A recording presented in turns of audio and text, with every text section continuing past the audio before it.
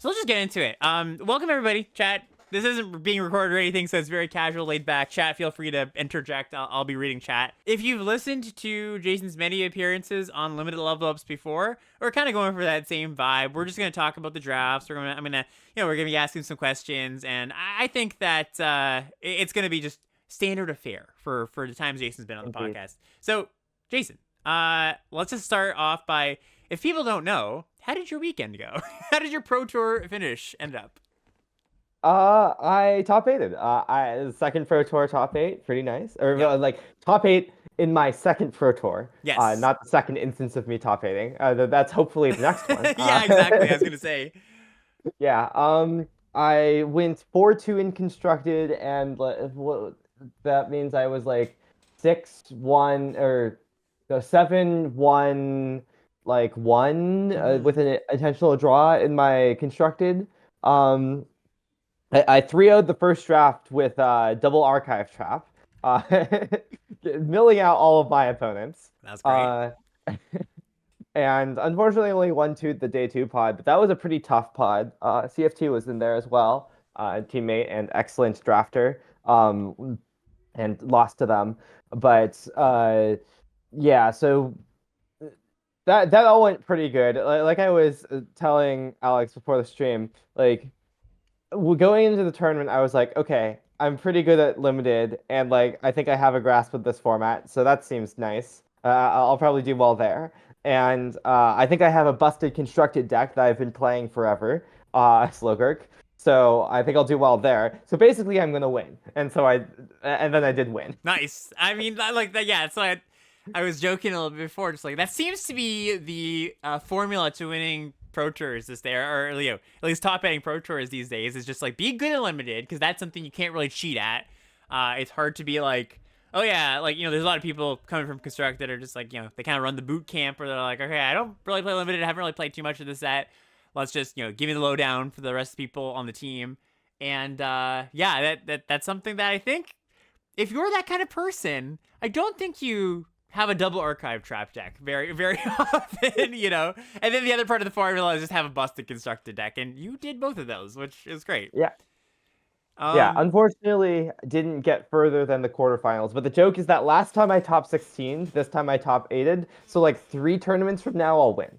mm, That's the pattern. So yeah, we gotta set a pattern, and hopefully, I was gonna say you have to set the pattern to break it, but we don't want to break that pattern. That's a pattern that we want to keep going, and that's great. I was saying, I think last time there's something I was saying about like, oh, next time. Oh no, what it was, I didn't get to see you at the Chicago Pro Tour.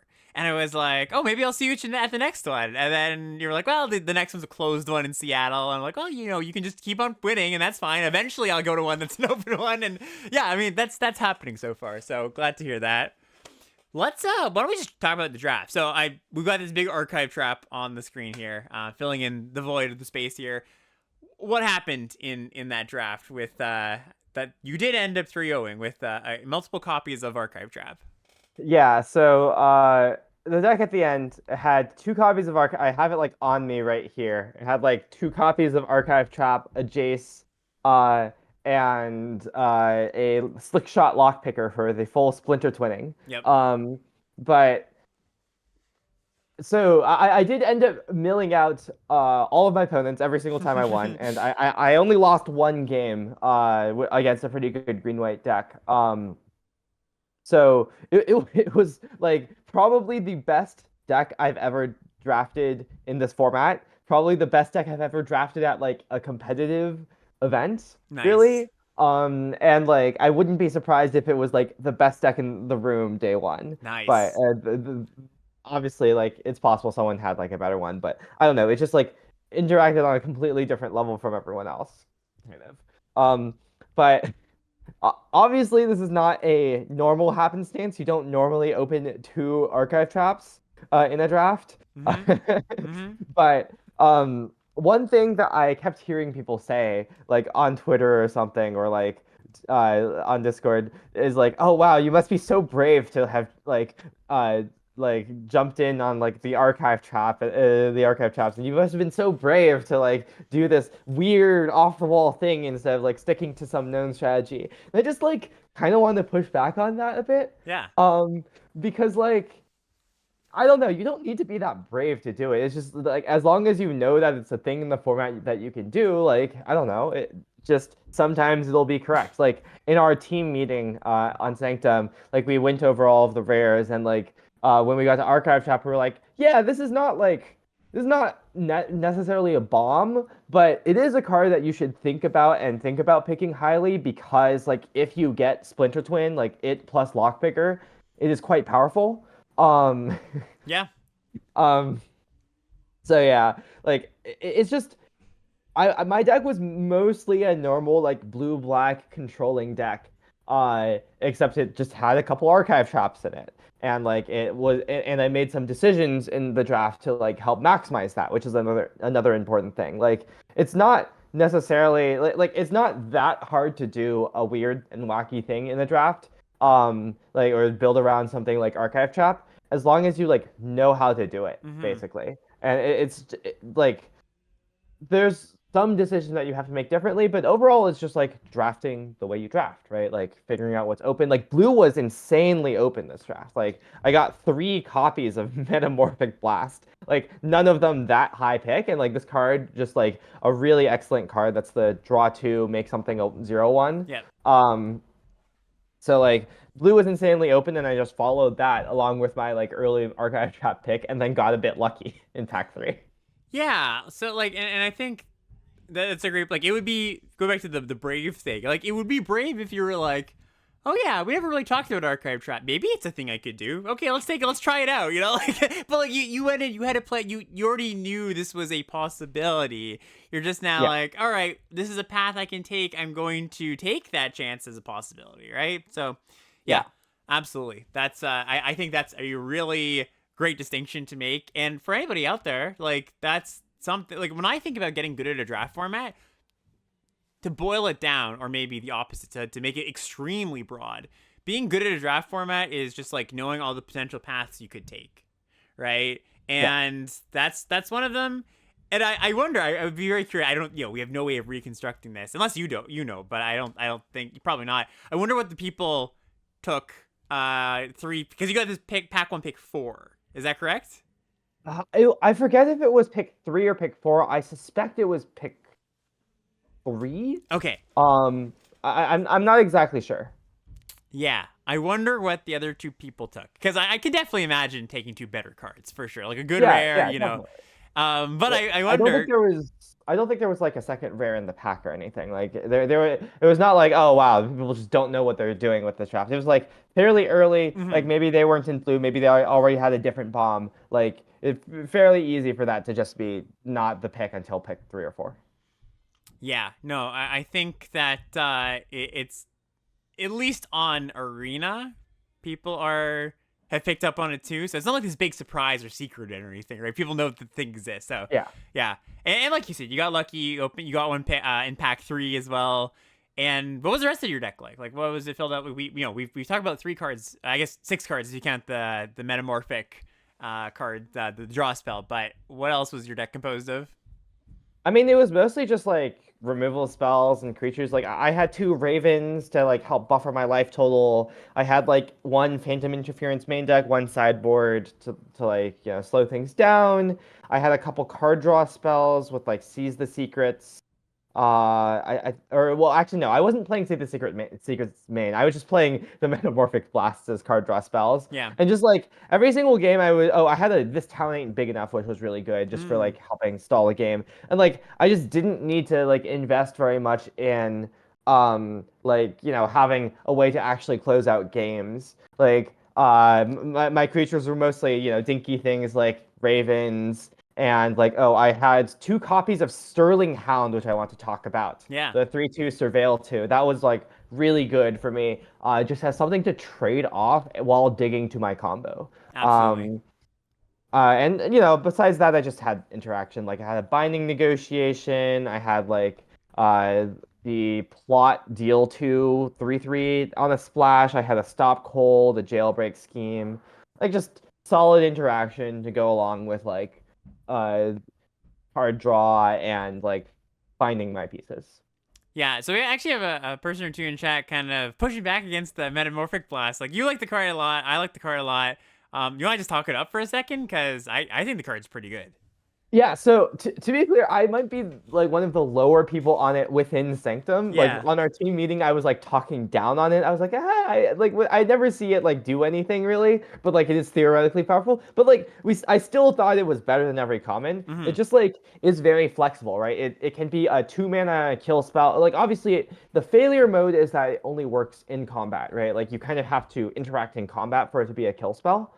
But like it can be 2 mana kill a thing, like what if it's attacking or blocking, and as long as it doesn't have like any counters on it, and then it can be 4 mana draw two, and obviously the mode you really want it to be is 5 mana kill a thing draw two. Yeah. I think I in fact never cast it for that mode in this deck because I was too busy casting 5 mana to kill my opponent.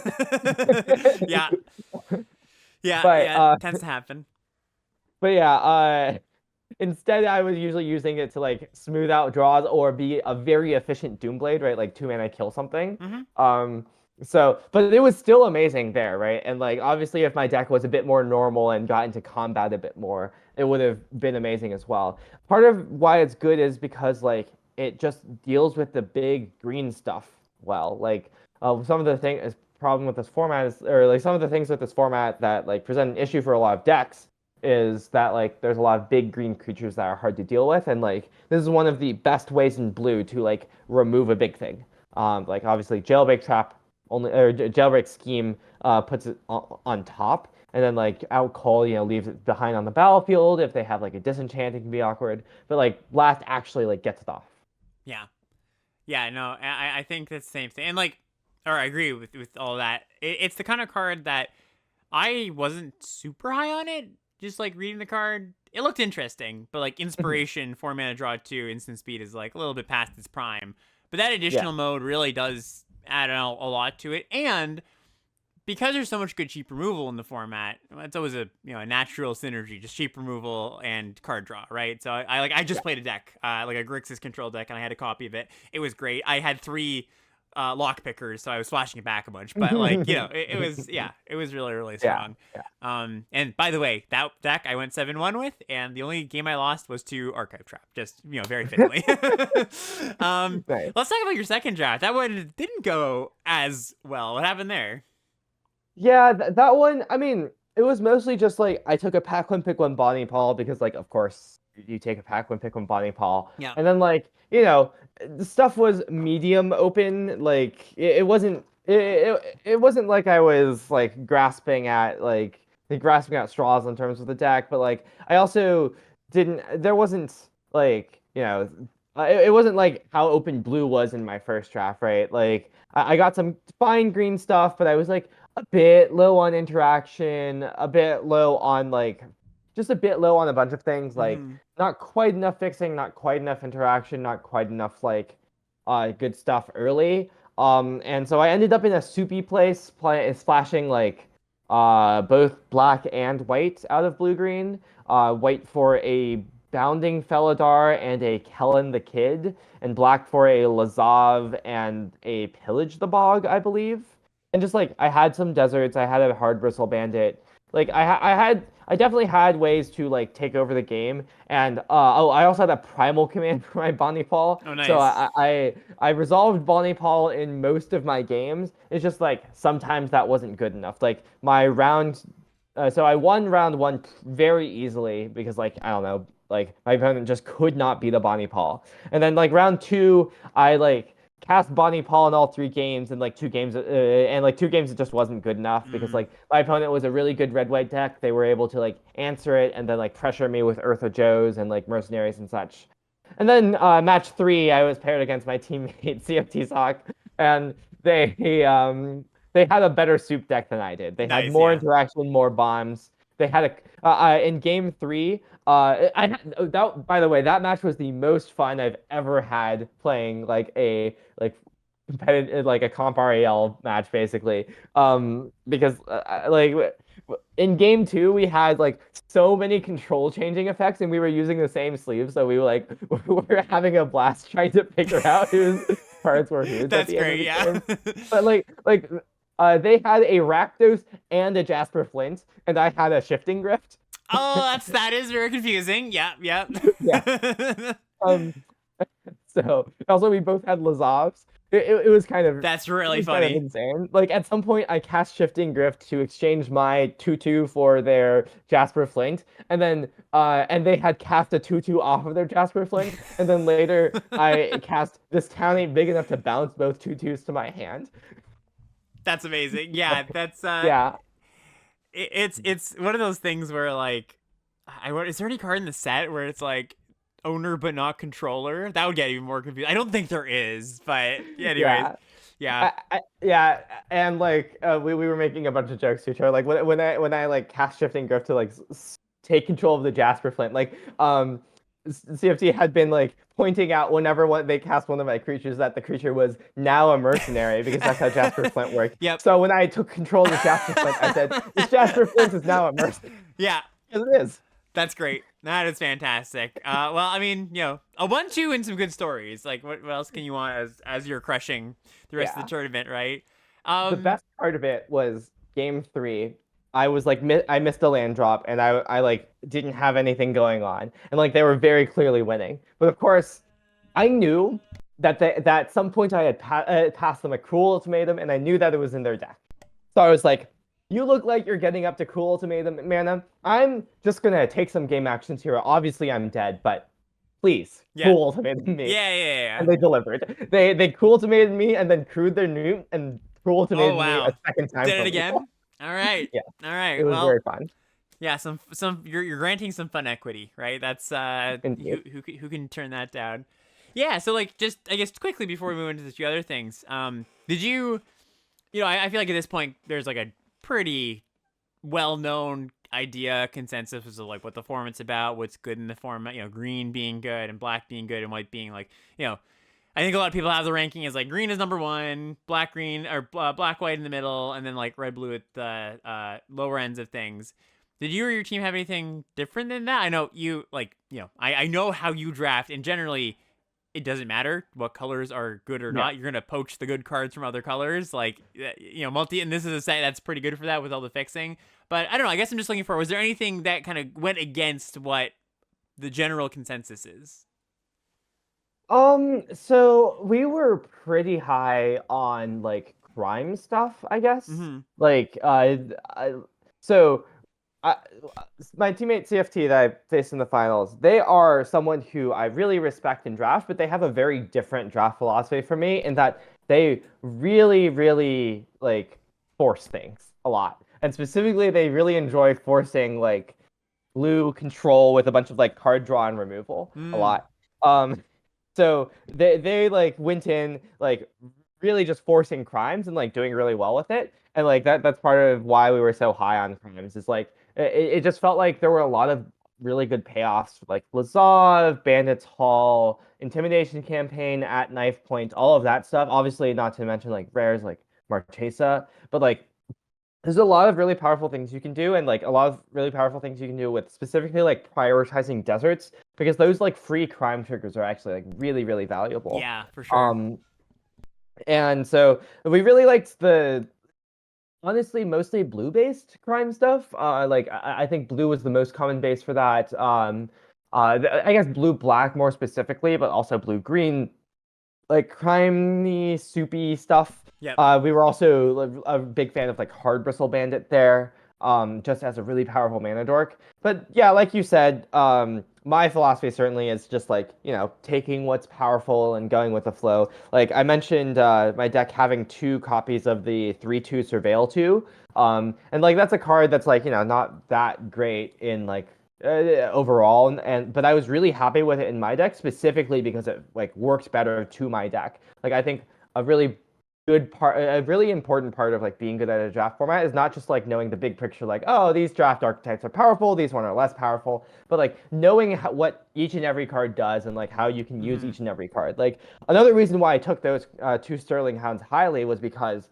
pack 2 pick when I had a Bronco, the 2/2 like with Saddle 3, that like Dark Confidant Snorse thing. Yeah. So Snores. like I just wanted more I just wanted more 3 power creatures, right? And like there's a lot of stuff you can do with that. I would just caution against any time like making broad sweeping like claims of like, oh, green is best and therefore like I should always be green and I should always draft these cards in these orders. Like, no, you should draft what is presented to you. Draft your pod, not like anything else. Yeah, yeah, exactly. That's like, you're really to break it down. If you want to talk about just like, here's the best archetypes, well, it's more like these are the best archetypes because the cards do X, Y, and Z, and a lot of cards that are good go in this archetype. But then you can just like break it down further, and it's like, well, what are the other cards doing, and what do they contribute to other things, and maybe there's other archetypes that are a little underexplored. So yeah, you can break it down as far as you wanted. I love Talisman in the chat here. The bobsled is another name for the for the Bronco. That's a really good one. I haven't heard of that.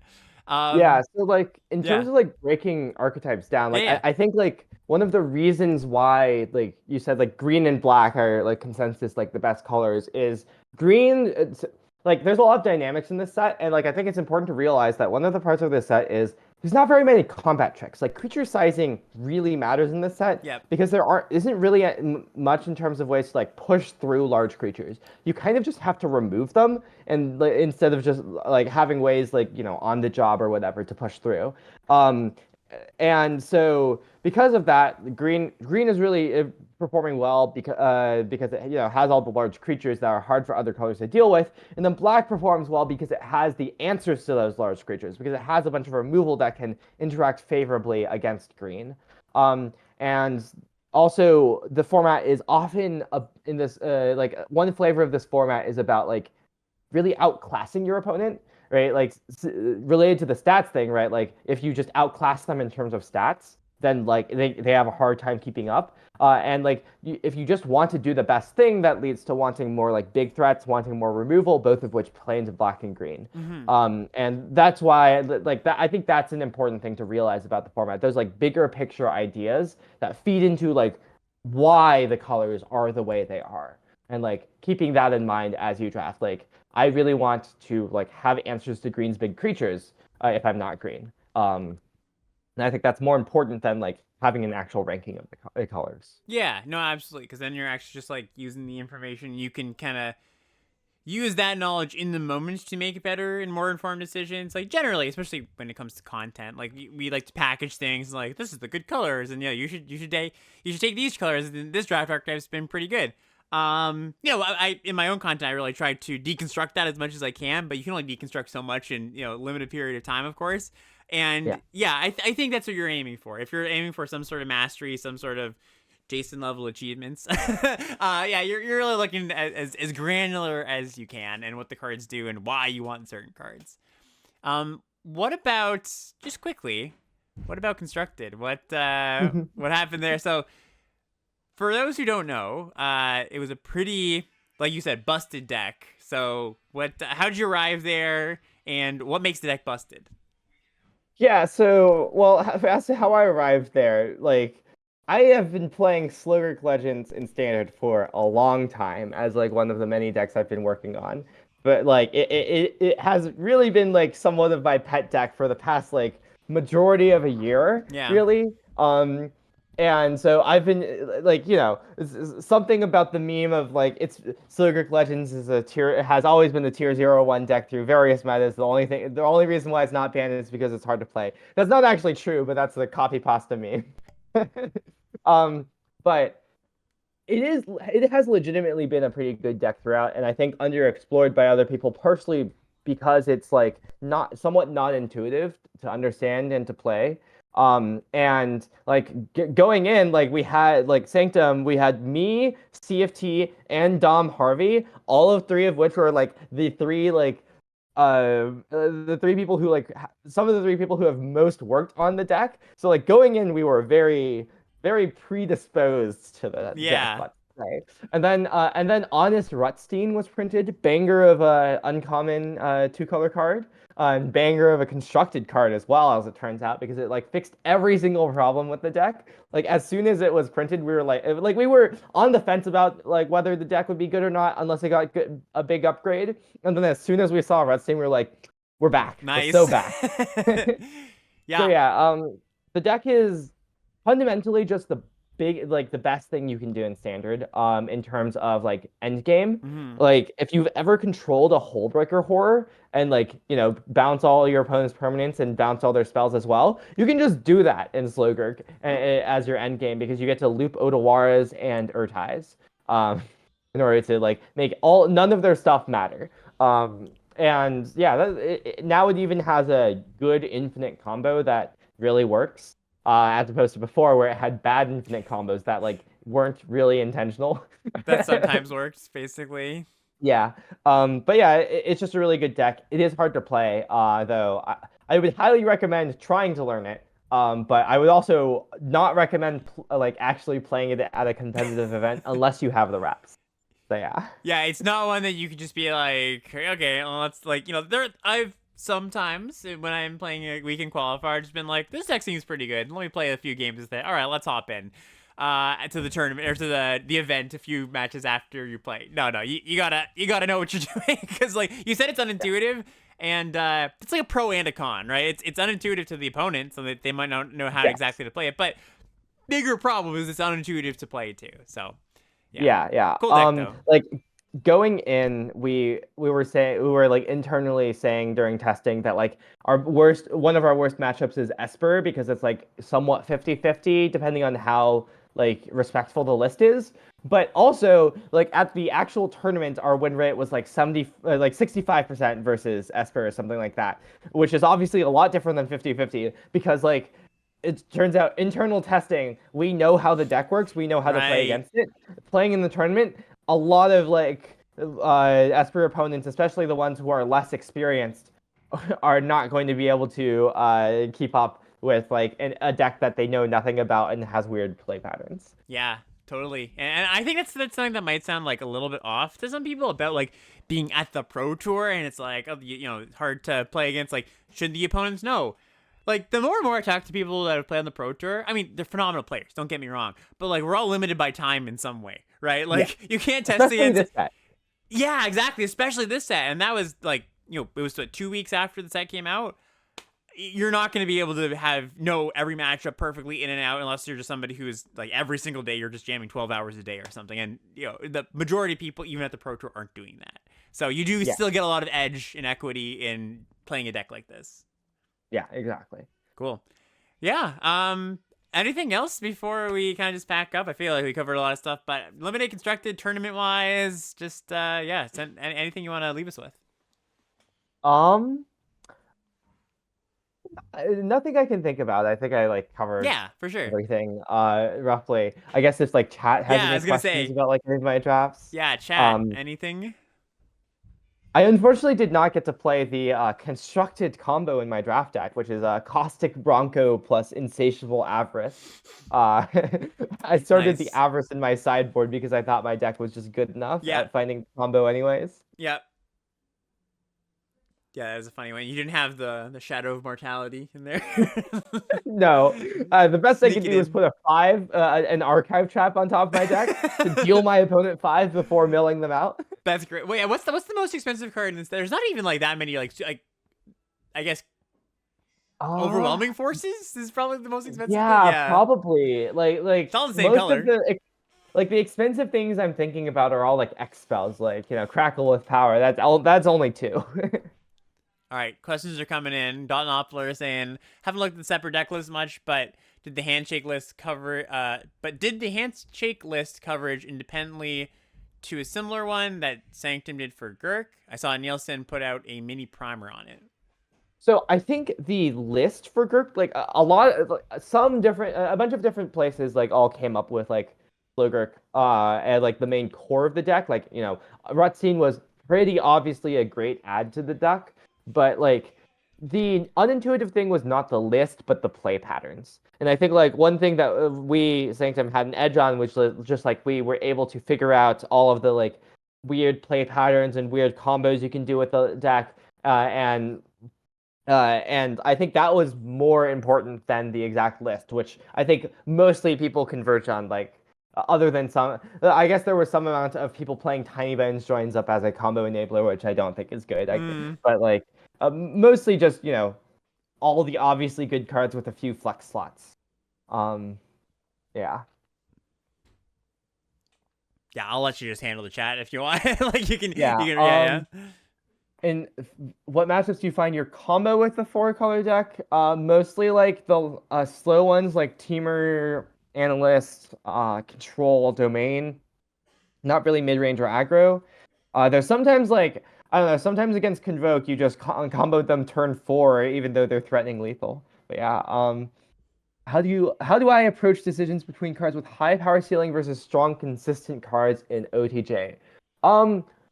Vibes. I don't know, like however it feels like the cards compare in the moment. Like, oh, for example, my pack one pick one was Longhorn Sharpshooter versus Outlaws Merriment in my first draft. I picked the Sharpshooter, like the deal 2 3/3 plot over the Merriment because I thought like, yeah, I would rather just have a more flexible thing, and like Merriment is a powerful thing, but like I don't really want to commit to like double white, like being main white with a red splash, and it also is like not something you can splash that effectively because it's not as good after turn 4. So yeah, there's like there's it's like it's hard to describe an exact process, just like having experience with the cards, knowing how they compare to each other, stuff like that. Uh, Hack one, pick one, Stinging Terror or Hollow Marauder. Oh, incidentally, this was the Outlaws Merriment that I took the Sharpshooter over because I was passing to Talia, who I'm currently staying with in Seattle for a bit. But anyways, Stinging Terror or Hollow Marauder. Like the 7/7 dragon. I probably pick the 7/7 dragon. I think it's better than every Wait, uncommon. what's Stinging Terror? I'm blanking on this card. What is this card? I think they're referring to Stingerback Terror. It's the like 7/7 flying trample dragon with plot that gets minus Oh, one sure, minus sure. one for each card in your Yeah. hand. Gotcha. Okay, yeah. I think that card's Yeah, better than Follow Marauder. I agree. Like I it's just agree. like huge. And But it's yeah. splashable too, right? Like, not that Marauder's not, um but yeah, both of them are somewhat splashable. I think Stingerback Terror is just like more power, more consistent. Um am I excited for the next PT constructed format? I have played like 2 hours of Modern Lifetime, so yes. And also no, I don't know. well, Jason's gonna break the format once again. Gonna flip Modern. Newest aspiring Spike in the house. I don't know about that. It's okay. There's already a broken deck, Amulet, or True. insert Amulet copy pasta here. That's funny. I don't know anything about the format, but Amulet does seem uh seem like something I would be predisposed towards. Let's Up say. your alley. Yeah. Um. Oh, Two Fly asked a good question. I did not encounter any opponents that boarded beyond 40 in my at the PT. None of my opponents played more than 40 cards pre or post board. I mean, because like, Archive Trap is not a card that you can just like play 43 cards and like, have a better time against. Like 13 is just too big. Like you have to go up to 50 and like you can't really do that in a PT pod draft. Yeah, you So, just don't have the playables, right? Like you're not deciding a yeah. bunch of lands, right? So Yeah. yeah, totally. Yeah. N- Um no, so I we. Oh yeah, yeah. good, good. Oh yeah, sorry. We didn't really go over the actual draft. I went over like a couple picks, I guess. Yeah, because we don't Um, have the layout in front of, like we don't have it. No, there's no draft log or anything like that, unfortunately. no, yeah. I can tell you some key picks, which were pack one, pick one, Longhorn Sharpshooter, or like the deal 2 plot thing. Yeah, Longhorn Sharpshooter over Outlaws Merriment.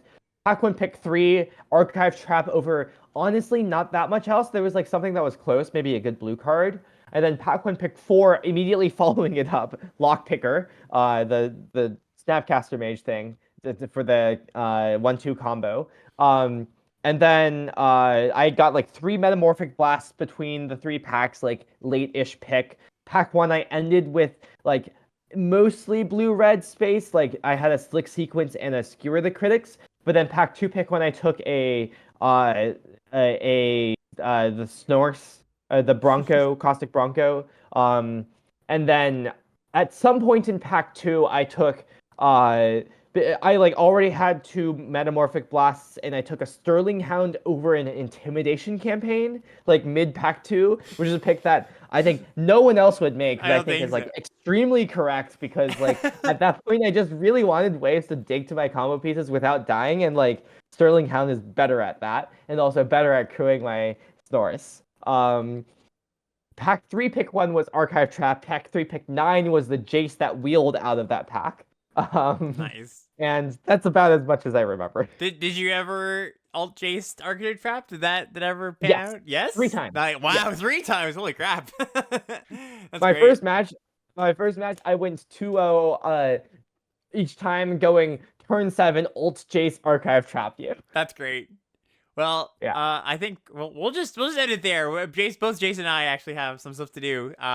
So thanks for joining us, everybody. It was just a very short stream. Just did want to get a chance for Jason to explain, and we'll of course be having Jason on the show, the stream, the whatever, the something Alex Limited Love Loves related in the future. So yeah, maybe we can do some of those showdowns now that since I heard the LoL versus LR showdowns are no longer happening. Yeah, the Team LR just got too scared. We were winning too much, and it just they didn't want to take the risk of us maybe overtaking them. So yeah, I think that could be in our future for sure. All right, chat. Sanctum versus Lords Limited. Oh, I like that. That sounds cool. Team Data versus Team No Data. What team am I going to be on that? All right. Peace out, everybody. Yeah. Jason, thanks for being on. We'll see you later. Yeah. Bye.